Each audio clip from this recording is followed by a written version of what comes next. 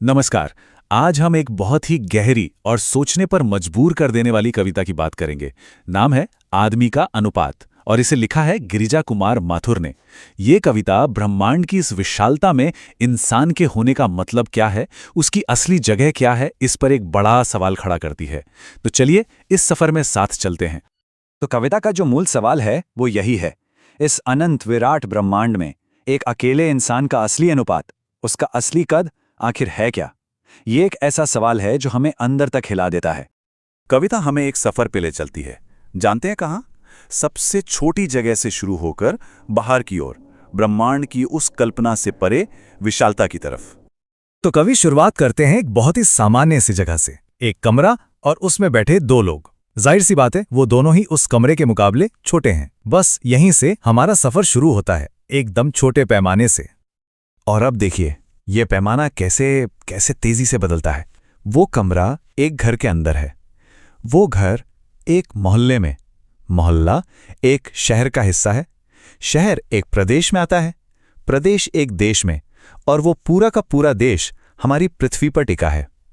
सोचिए, हर एक कदम पर इंसान का कद, उसका वजूद उस बड़ी चीज के सामने कितना छोटा और छोटा होता चला जा रहा है। और फिर कवि हमें एक बड़ा झटका देते हैं।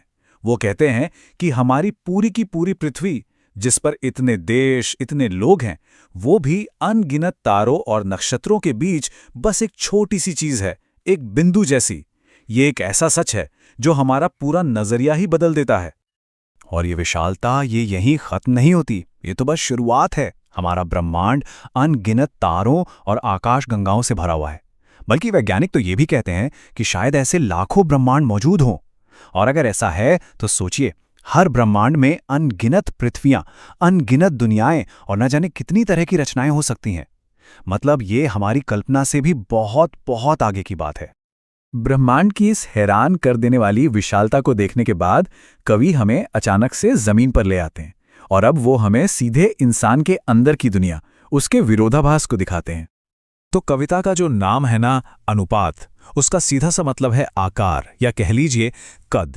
यानी जब हम उस अनंत ब्रह्मांड के पैमाने पर इंसान को रखते हैं तो उसका कद क्या है, ये समझना बहुत जरूरी है, क्योंकि कविता का सारा मर्म इसी विरोधाभास में छिपा है। तो अब देखिए, ये सबसे जरूरी हिस्सा है। एक तरफ है वो अनंत ब्रह्मांड, वो अनगिनत तारे, वो लाखों दुनियाएं, और दूसरी तरफ है इंसान, जो अपने अंदर क्या लिए घूम रहा है? ईर्ष्या, अहंकार, स्वार्थ, घृणा, अविश्वास। कितनी छोटी छोटी भावनाएं, कितना बड़ा और कितना अजीब विरोधाभास है ये।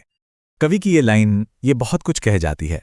वो कहते हैं कि इंसान इन्हीं छोटी नकारात्मक भावनाओं की वजह से अपने चारों ओर शंखों की तरह अनगिनत दीवारें खड़ी कर लेता है। ये वो दीवारें हैं जो हमें एक दूसरे से अलग करती हैं, देशों की सरहदों से भी ज्यादा मजबूत।